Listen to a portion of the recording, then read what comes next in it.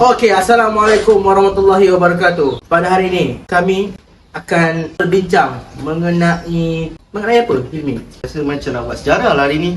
Saya rasa berkenaan dengan tokoh dari sebuah negara di Asia. Pada Asia, cuba kita try dua negara. Contoh Filipina ke? Saya mulakan dulu. Boleh silakan. So, saya sendirilah memilih tokoh yang kita rasa ramai yang kenal. Cuma detail dia kurang, iaitu mengenai Jos Rizal. Ada yang tak tahu, Jos Rizal ini nama penuh beliau ialah Jos Protesio Mercado Rizal y Alonso Rialonda. Jos Rizal ini dilahirkan pada 19 Jun 1861 di Calamba, Filipina. Pada masa kecil, ibu bapa Jos Rizal ini menyedari bahawa anak lelakinya itu mempunyai skill intelektual yang baik, menyebabkan pada usia 3 tahun dia telah diajar mengenai huruf. Beliau pada usia 5 tahun sudah tahu untuk membaca dan juga menulis. Pada usia 16 tahun beliau menyambung pelajaran di University of Santos Tomas. Namun berlakunya diskriminasi terhadap pelajar Filipino. Dia nak sama belajar, tapi bila kena diskriminasi tu menyebabkan dia tak nak belajar.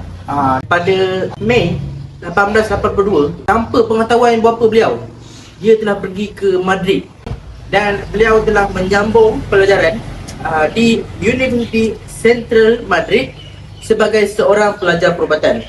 Dan selepas 2 tahun, beliau telah mendapat ijazah sarjana muda dalam perubatan pada umur 23 tahun. Tahun seterusnya pula, beliau graduan dalam Jabatan Filosofi dan Perubatan. Tapi dia tak belajar takat tu je. Lepas tamat belajar persuratan dan filosofi tu, beliau ambil bidang ophthalmology di University of Paris dan University of Heidelberg. Tahun 1887, beliau tamat belajar di Heidelberg. Kemudian berpindah pula ke Eropah dan menetap selama 10 tahun.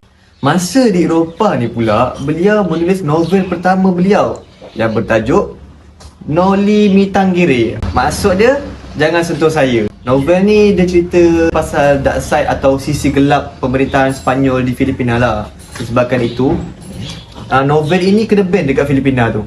Sebabkan novel ni juga, beliau pulang semula ke Filipina. Lepas pulang je tu, terus kena buru dengan polis. Jadi, bila kena buru, beliau patah balik ke Eropah lah untuk menulis novel. Seterusnya menulis artikel pula. Tahun 1892, beliau balik ke Filipina semula walaupun dibuang negara. Beliau ni dibuang ke Pulau Dapitan selama 4 tahun. Beliau berjumpa dengan seorang wanita dan jatuh cinta dengan wanita tersebut dan berhasrat untuk berkahwin dengan wanita tersebut. Malangnya, impian Jose Rizal ni tak tercapai lah. Sebab nak kahwin ni kena ada lesen. Bila tak dapat lesen nak kahwin ni, diorang tak boleh lah kahwin kan. Berkenaan dengan sebuah buku lah yang dihasilkan oleh Jose Rizal lah dalam sebutan dia. Waktu ni Jose Rizal ni dia terasa dia kena buat satu untuk ubah keadaan dan dia putuskan untuk sampaikan dengan melalui sebuah buku. Jadi daripada buku yang ditulis tu kan, dia gunakan keterampilan dia dalam menulis. Rizal dia menciptakan karakter-karakter yang mencerminkan sebagai lapisan masyarakat Filipina dan menggambarkan ketidakadilan yang mereka alami. Jadi bukunya yang akhirnya diberi judul sebagai Noli Me Tangere. Maksud dalam Melayu ialah jangan usik daku. Rizal ni dia merinci cerita yang dramatis dan menarik untuk menyampaikan pesan kritisnya terhadap sistem kolonial yang tidak adil.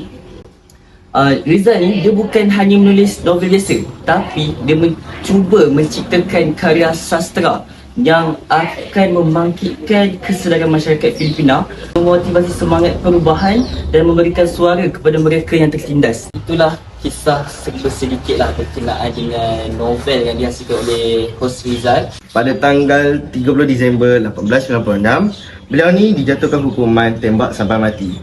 Pertubuhan Rahsia Nasionalis yang dikenali sebagai Katipunan yang telah memberontak terhadap Sepanyol pada masa itu. Walaupun Jose Rizal tidak ada kaitan dengan kumpulan tersebut dan tidak bersetuju dengan kaedah ganasnya, beliau telah ditangkap dan tidak lama selepas itu pergi ke perbicaraan dan dijatuhkan hukuman mati. Itulah sedikit perkongsian kita berkenaan dengan tokoh Filipina, iaitu Jose Rizal. Jose Rizal. Sekian saja daripada kita. Assalamualaikum warahmatullahi wabarakatuh dan bye-bye. Bye. BIB Kapitera. Saya akan menyambut. So hari ni Ini naik kereta. kita nak jumpa dengan seseorang, iaitu Jose Rizal punya pakcik. Ha? Banyak aku baca ni. Buat sekali boleh. Buat sekali boleh. Itu saja daripada kami. Sabar. Pemadil. Jangan habiskan. Okey.